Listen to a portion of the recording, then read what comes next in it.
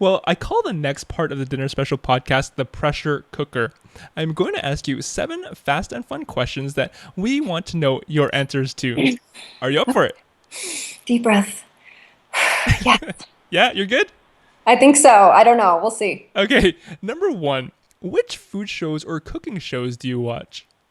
Okay, well, I have to say none. I don't have a television, so I don't watch cooking shows. I'm sorry. Okay, nope, that's fine. Do I Num- not pass the quiz already? I've already failed. no, you've passed with flying colors for question number one because Okay. no is definitely an option. Okay. Number two. What are some food blogs or websites we have to know about? Wow, there are so many good ones out there. Some of my favorites, I love Salt and Wind, which is a travel slash food. There's lovely recipes, but it's all about travel. And I love that site because I live in the middle of nowhere, so I kind of, can travel via that site. Another great one is Heather Christo Cooks. She has wonderful recipes that are easy for the most part, and they always are delicious. Beard and Bonnet is a great blog that I love, and gosh, I mean, there's tons. Turntable Kitchen, I love her writing. Casey's writing is great. Perfect. I could go on and on.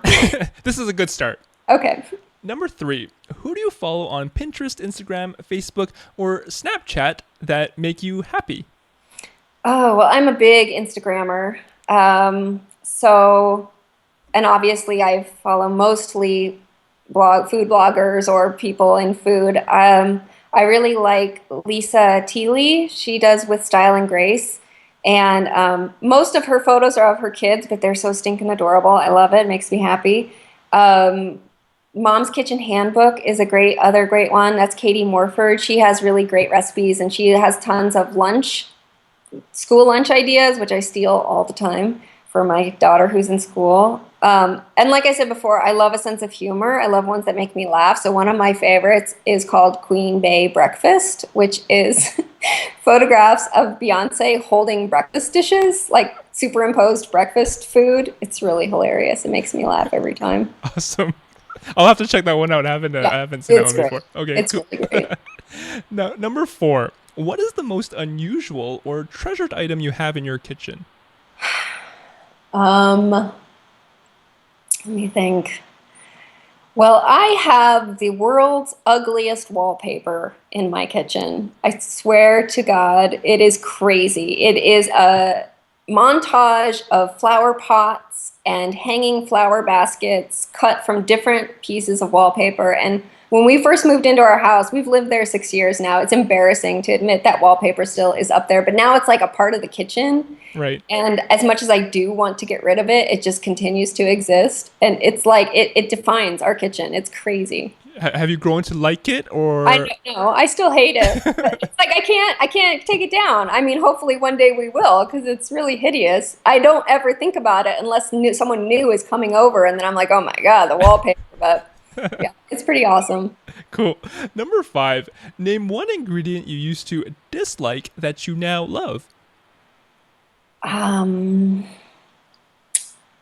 Well, it's not really an ingredient, but I used to really despise kombucha. I thought, like, who in the world wants to drink vinegar? That is the weirdest thing. But now I have to have it all the time. It's kind of disgusting. Yeah. I have a slight addiction to kombucha.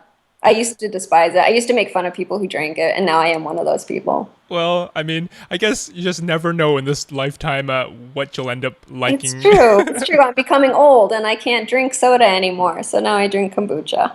Now, number six. What are a few cookbooks that make your life better? I think you already mentioned a couple of them earlier, but are there some other ones that make your life? Yeah, the ones I mentioned earlier are some of my Mexican favorites, but there's tons more. I love cookbooks. I have a huge cookbook library.